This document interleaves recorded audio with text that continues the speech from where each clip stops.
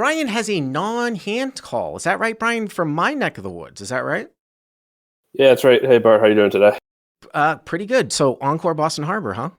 Yep, Encore 1-3. So set us up here. Tell me what happened. And I will, like I said, I always say, I have to just preface this by the fact that different card rooms have different rules. Cash game rules are non-standardized, not like tournament rules.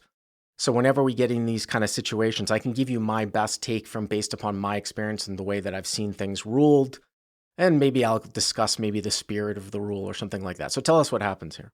Essentially, it was two players heads up. I assume it was like a small raise to 15 and a call pre-flop, and then maybe bet 25, call 25 on the flop. So the pot was like 75 or $80 or something like that. Heads Okay. up. Mm-hmm. The board was, I think it was something like Jack 8, 7, 2 on the turn. So you're talking about a board that on the turn, it's like Jack 8, 7, 2. I'm just going to kind of put it up actually visually here too. Okay. Uh-huh. Yeah, so I mean, there was a straight out there. I don't remember the suits, to be honest. I don't think it's not like there was a flush out there or anything like that. But yeah, so that's the situation. Mm-hmm. Then, all right, the player one who, I forget, I don't even remember the position, but one player bets $50 into this pot. Okay. The other player in the hand, who was the original pre-flop raiser, who was also what I would consider like a clear newbie. Okay. He thinks for a little bit and then jams his entire stack in for 400. Okay. So we get to the turn, and it's Jack 8, 7 deuce. Player 1 bets 50. Player 2, who's the pre-flop raiser, jams all in for like 400, which is a pretty big bet, right, on Jack 8, 7 deuce. Okay. Yeah, large over bet. Okay. Uh-huh. Then the player 1 who bet the original 50, he starts tanking. He starts talking out loud. He says like he doesn't think he's good enough to fold it. And he turns his hand over. It's pocket twos. So he flopped a set of twos, basically. So player 1 has a set of twos and is doing this tank job with a set of twos. By the way, is this in a 2-3 game? 1-3. These fucking guys are tanking with a bottom set, 1-3 on Jack 8, 7 deuce. And player 2 is the guy that's the pre-flop raiser, right? Don't fold sets, by the way, in these situations. Okay, so player 1's tanking with a set of deuces. Not terribly long, okay. But like he's thinking about it. Yeah, and then he does stick in the stack and he calls. Okay, so player 1 tanks with bottom set and calls. He's got the other guy covered. He had like 600. Okay. All right, so right when that call happens, two things essentially happen at the exact same time. One, the dealer begins to deal the river card.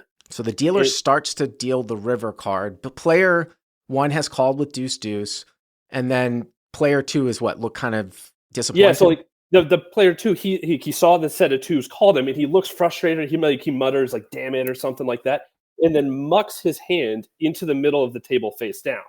And like before the river, and the way it happens is the dealer like deals the river card like in right on top of the two mucked cards, basically at the exact same time they land. So let me just try to capture this. Player 1 has a set of deuces. He calls. Player 2, who is the guy who pushed all in, once this player calls the player 1 guy, he's like, oh fuck, like I'm beaten, right? Throws his cards like he's mucking his cards into the middle of the table. And then for whatever reason, the dealer puts out the river sort of like in the cards are like right there, like as the river goes out, like on top. His folded cards are like right by the board where the board is. So it's like, it's all in the same part of the middle of the table. Yep. The river is an ace. Oh, okay. So river's an ace. The river's an ace. And okay. Immediately when that player who mucked sees the card, he's like, wait, I didn't mean to fold. Mm-hmm. I had aces. So like he rivered top full set or top set. Oh, okay. Yeah.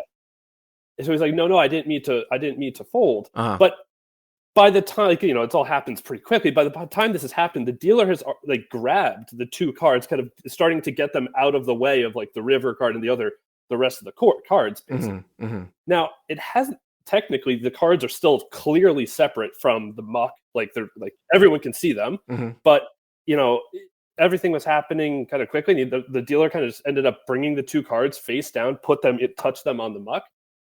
like he didn't even bother calling over the floor or anything. Mm-hmm. He said, "No, you've basically said you folded," and then just put them in the muck. And then he did and then for some reason he showed us that they were in fact aces, like after the fact that he had put them in the muck.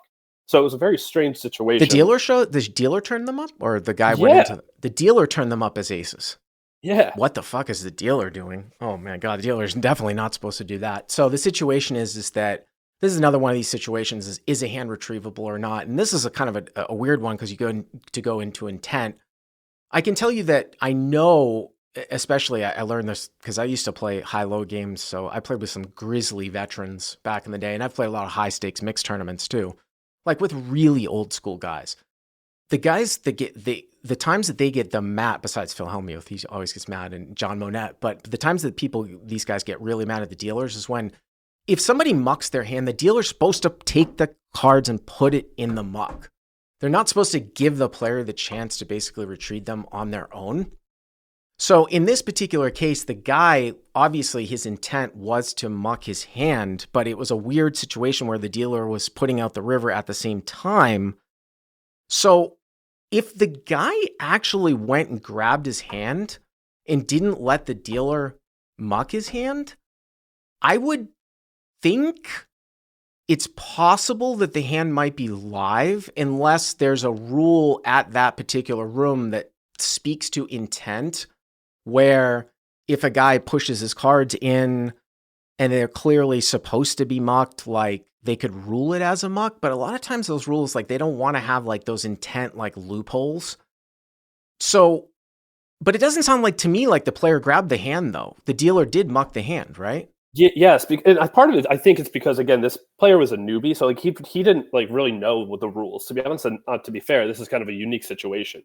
But like if I were him, I probably would have tried to flip those cards face up, just so that they were face up on the table, and that way they wouldn't be seen, like they would be seen before they actually go to the muck. Yeah, because like he was in seat 7 or something, so, and then the muck was on the dealer's left hand side over by seat 1. So like, when he folded, they kind of just went into the middle. They were like very far away from. Here's an interesting take here too. I'm going to read Kevin Giesler in the live chat says, given that the cards can be retrieved, in my opinion, the cards should be live. It is too difficult in other scenarios for us to determine what intent actually was. And that's why they don't have, that's well said, Kevin. That's why they don't have intent rules. Here's the thing about, here's something that's very controversial. The act of the dealer taking the two cards, and after the player said, wait a minute, I didn't mean to fold my hand, the act of the dealer taking the two cards and then touching the muck doesn't do anything if those two cards are clearly those two cards. It's not that the muck is an end-all, be-all type of situation. I've seen hands get retrieved. The goal is always to make sure you don't kill like a hand that wasn't meant to be killed. If they're clearly retrievable, just because the dealers put it in the muck, it's not, my point is that just because the dealer took those two cards and then touched the muck doesn't mean that those hands are dead. I don't know why the dealer's turning the cards over. So it's a really strange one.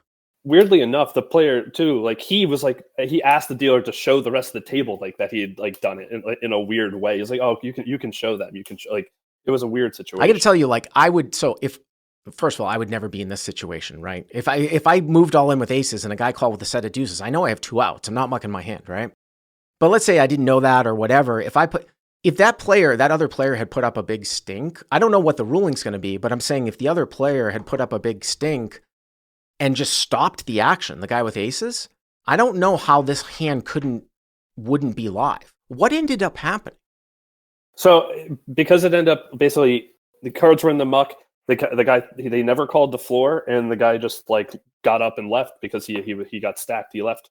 And then, there was some discussion at the table. We ended up calling a floor person over the next dealer and asking them what the situation was. And that floor person told us that like once the dealer's like hands had gotten them and kind of started bringing them towards the muck, that was like, they were dead at that point. His hands were acting as an extension of the muck was what it was explained. The only thing about that specific, the way that they word that ruling though, is, and I don't know if that might be the rules. I just know that like if I muck my hand, and believe me, I've misread my hand. I did it one time on a live stream with a double board bomb pot when I made a straight flush. I didn't release my hand. I was lucky enough that my opponent said, "Wait a minute, you don't have a straight flush." And then I looked back at my hand and I had a straight flush. And I go, don't say anything when you have the guy had the nut flush. But let's say that I release my hand to muck it, and then the dealer grabs it, and then I realize that I have the best hand. I can stop the dealer and say, "Wait a minute." Just because the dealer I can stop the dealer. Remember, it's just like so I don't know about so the guy stormed off with aces, basically. Yeah, he left. I wouldn't not stormed off. I've seen a lot of angry people. He just kind of left a little like pissed at himself, I think. I guess I had like two main questions. What would you do if you were at this table just as a bystander? Like, would you call the floor? Like, I didn't want to get involved. There was already 5 people chiming in with their opinions, and like the dealer was like a little stressed out. So I wasn't sure. Like, would you be like, no, you got to call the floor?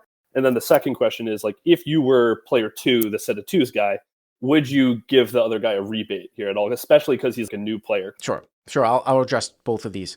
So, and I feel very strongly about when you're supposed to speak up as a player. So to answer your first question, I don't think this is a situation where I'm getting really involved. The times that besides saying, "Why don't you call the floor?"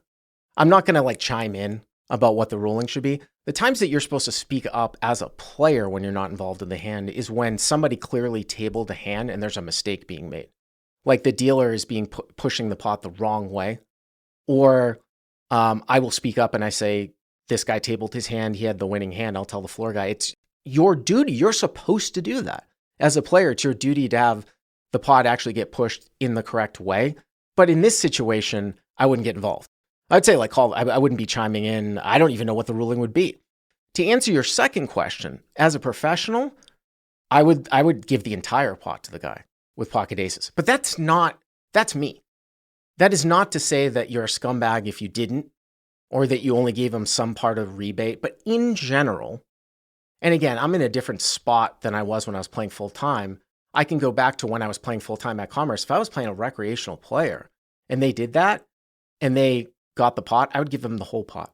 Honestly, that's what I would do. Doesn't mean that you're a bad person if you wouldn't do that. Some people have argued that it's part of the mechanics. Part of the game is actually flipping your card over. I've gotten into these discussions about how like somebody goes to table their hand and like the edge of the card gets like caught on the felt and one of their cards like ends up off the table. And there's like a house rule that any cards off the table, the hand's dead. Like, I think that's bullshit. I would always give the pot to the guy if he had the winning hand. But it's really up to you. You don't have any duty to give the pot to the guy. Mm-hmm. You know what I'm saying? Yeah. That's what I would do personally. Yeah, there was no money returned. Definitely. In fact, they were like, "Yeah, he's like, if I give him his money, he'll never learn. I'm doing him a favor. I'm teaching him a lesson." Yeah. Thank you very much for the call, Brian. I appreciate it.